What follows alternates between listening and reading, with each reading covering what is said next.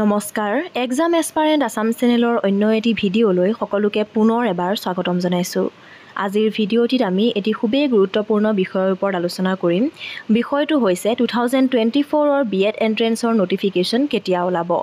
যিসকলে Guwahati university BEd এন্ট্ৰেন্সৰ কাৰণে prepare কৰি আছে তেওঁলোকৰ কাৰণে হয়তো এই প্ৰশ্নটি খুবেই গুৰুত্বপূৰ্ণ, কাৰণ নটিফিকেশ্যন ওলোৱাৰ পিছত যদি আমি গম নাপাওঁ তেতিয়াহ'লে ডেটটো গুচি যোৱাৰ পিছত আমি এন্ট্ৰেন্সটো দিব নোৱাৰিম। গতিকে বহুতে হয়তো এই বিষয়ে চিন্তিত হৈ আছে যে নটিফিকেশ্যন কেতিয়া ওলাব, মে'ৰ শেষত এতিয়া ওলাব নে জুনৰ শেষত ওলাব বা পৰীক্ষা কেতিয়া হ'ব। এই সম্বন্ধে বহুতৰে মনত কিছুমান প্ৰশ্ন আছে, গতিকে তাৰে উত্তৰ দিবলৈ চেষ্টা কৰিম। চ' আহকচোন ভিডিঅ'টি আৰম্ভ কৰোঁ।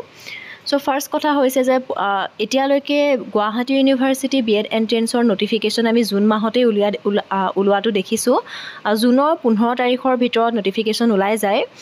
আমি যদি চাওঁ আগৰ কেইবাৰ তেনেহ'লে 15 জুনৰ আগত ওলাই গৈছে, 14 জুনত ওলাই, কেতিয়াবা 15 জুনত ওলাই বা তাতকৈ আগতেও ওলাই যাব পাৰে। গতিকে আমি ৱেবছাইটটো চেক কৰি থকাটো খুবেই ইম্পৰ্টেণ্ট হয়, কাৰণ যদি লাষ্ট ডেট গুচি যায় তেতিয়াহ'লে কিন্তু আমি এণ্ট্ৰেন্সটোৰ কাৰণে এপ্লাই কৰিবই নোৱাৰিম। ঠিক আছে, গতিকে আমি জুন মাহৰ প্ৰথমৰ পৰাই ৱেবছাইটটো চেক কৰি থাকিব লাগিব। গুৱাহাটী ইউনিভাৰ্চিটিৰ যিটো অফিচিয়েল ৱেবছাইট আছে তাতেই নটিফিকেশ্যনখন ওলাব আৰু মষ্ট প্ৰবেবলি 15 জুনৰ ভিতৰতেই বিএড এন্ট্ৰেন্সৰ নটিফিকেশ্যন ওলাই যাব।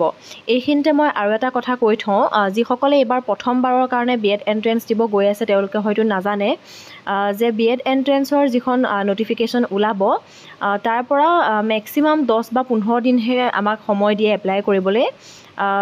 গতিকে যিমান সোনকালে পাৰি আপোনালোকে এপ্লাই কৰি ল'ব, কাৰণ আমি যদি ভাবি থাকোঁ যে পিছত এপ্লাই কৰিম তেতিয়াহ'লে কিন্তু পে'মেণ্টৰ ক্ষেত্ৰত যথেষ্ট অসুবিধাৰ সন্মুখীন হোৱা আমি আগৰ কেইবাৰ দেখিবলৈ পাইছোঁ। গতিকে যিমান পাৰি সোনকালে আমি এপ্লাই কৰি লোৱাটো ভাল হয়।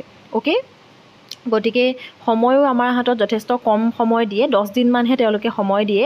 10 দিনৰ পিছত আমি আৰু পে'মেণ্ট কৰিবও নোৱাৰোঁ আৰু এপ্লাইও প্ৰচেছটো বন্ধ হৈ যায়। সেইকাৰণে নটিফিকেশ্যন ওলোৱাৰ 2-3 দিন পিছতেই আমি এপ্লাই কৰি দিব লাগিব। আৰু এপ্লাই কৰিবৰ কাৰণে আমাক যিখিনি ডকুমেণ্ট লাগিব সেই ডকুমেণ্টখিনি আগতীয়াকৈ ৰেডি কৰি লোৱাটো খুবেই গুৰুত্বপূৰ্ণ। অ'কে, চ' এতিয়াৰ পৰাই আমি ডকুমেণ্টখিনি যদি ৰেডি কৰি লওঁ তেতিয়াহ'লে সুবিধা হয়। যি ডকুমেণ্টছ লাগিব সেইখিনি আমি অলৰেডি ৰেডি কৰিবলৈ সময় হৈ গ'ল, কাৰণ আৰু বেছি দিন নাই, জুন মাহ সোমোৱাৰ লগে লগে নটিফিকেশ্যন ওলাইয়ে যাব। ঠিক আছে, গতিকে কোনো টেনশ্যন নোলোৱাকৈ নটিফিকেশ্যনৰ 2-3 দিনৰ পিছত ধুনীয়াকৈ এপ্লাই কৰিব। তেতিয়া পে'মেণ্টৰ ক্ষেত্ৰতো আমাৰ হাতত যথেষ্ট সময় থাকে।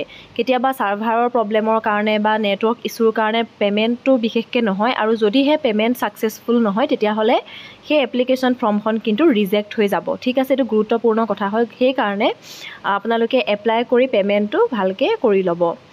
চ' সেইটোৱে গুৰুত্বপূৰ্ণ কথা যে জুনত নটিফিকেশ্যন ওলাব। আৰু যিসকলে ৱেবছাইটটো চেক নকৰে তেওঁলোকৰ কাৰণে ক'ব ওলাইছোঁ, চেক কৰি থাকিব। যদিহে নটিফিকেশ্যন ওলাই লাষ্ট ডেট গুচি যায় আৰু যদি আমি গম নাপাওঁ তেতিয়াহ'লে এই বছৰটো যিখিনি আমি কষ্ট কৰি প্ৰিপেয়াৰ কৰি আছোঁ সেইখিনি আমাৰ এণ্ট্ৰেন্সটো যদি দিব নোৱাৰোঁ তেতিয়াহ'লে যথেষ্ট অসুবিধা হ'ব। সেইকাৰণে আপোনালোকে ৱেবছাইটটো ভিজিট কৰি থাকিব, কেতিয়া নটিফিকেশ্যন ওলায়, কি কথা, কি ডকুমেণ্টছ লাগিব, কিমান পে'মেণ্ট কৰিব লাগিব বা চেণ্টাৰবিলাকৰ ওপৰত ভালকৈ আপোনালোকে সেইখিনি চাই ল'ব। ঠিক আছে, তাৰপিছত নেক্সট শ্লাইডখনত আহিছোঁ। বহুতে সুধি থাকে যে এক্সামটো কেতিয়া হ'ব। ত' এক্সামটো আগষ্টৰ ফাৰ্ষ্ট উইকত হ'ব। চ' আগৰ কেইবছৰৰ কথা যদি মই কওঁ তেনেহ'লে আগষ্টৰ 7 তাৰিখৰ ভিতৰতেই এক্সামটো কিন্তু হৈ যায়।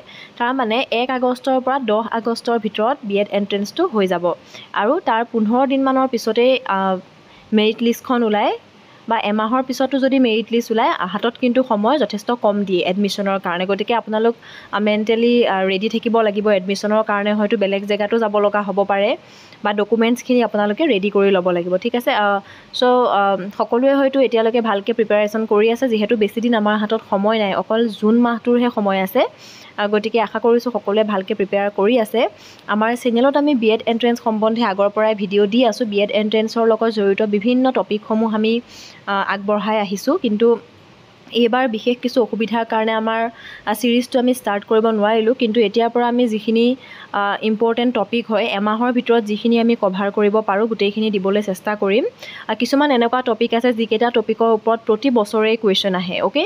চ' সেই টপিকখিনি আমি কভাৰ কৰিম বিশেষকৈ। আৰু এনেকুৱা নহয় যে আমি B.Ed এণ্ট্ৰেঞ্চ কাৰণে গোটেই ইণ্ডিয়ান হিষ্ট্ৰী বা ইণ্ডিয়ান পলিটি গোটেইবোৰ ডিটেইলছত পঢ়িছোঁ, তেনেকৈ হ'লেও নহ'ব। আমি স্মাৰ্ট ষ্টাডি কৰিব লাগিব, যিহেতু এইটো B.Ed এণ্ট্ৰেঞ্চ এক্সাম হয়, এটা কোৰ্চ কৰিবৰ কাৰণে। কম্পিটিটিভ এক্সাম বুলিও আমি ক'ব নোৱাৰোঁ একজেক্টলি, কিন্তু এণ্ট্ৰেঞ্চ এক্সামতো আজিকালি যথেষ্ট টান কুৱেশ্যন অহা দেখিবলৈ পাওঁ। সেইকাৰণে আমি স্মাৰ্টলি প্ৰিপেয়াৰ কৰিব লাগিব। ইতিমধ্যে আমাৰ চেনেলত B.Ed এণ্ট্ৰেঞ্চ সম্বন্ধে যথেষ্ট ভিডিঅ' আগবঢ়োৱা হৈ আছে আগৰ কেইবছৰ, সেইখিনিও আপোনালোকে ফ'ল' কৰিব পাৰে। আৰু নতুনকৈ 2024ৰ কাৰণে আমি জুন মাহত ভালকৈ ইয়াৰ ইম্পৰ্টেণ্ট টপিকৰ ওপৰত ছিৰিজ লৈ আহিম। চ' আশা কৰিছোঁ আপোনালোকে আমাৰ চেনেলৰ লগত জড়িত হৈ থাকিব। চ' এইখিনিয়ে আছিল আজিৰ ভিডিঅ'টিত। যদি চাই ভাল লাগিল লাইক এটা কৰি দিব, লগৰ বন্ধুবৰ্গলৈ শ্বেয়াৰ কৰি দিব যদিহে তেওঁলোকে B.Ed এণ্ট্ৰেঞ্চৰ প্ৰিপেয়াৰ কৰি আছে। আৰু আমাৰ চেনেলত যদি আজি প্ৰথমবাৰৰ কাৰণে আহিছে তেনেহ'লে প্লিজ চেনেলটি ছাবস্ক্ৰাইব কৰি দিব আৰু কাষত থকা বেল আইকনটি প্ৰেছ কৰিবলৈ নাপাহৰিব। Thank you so' much.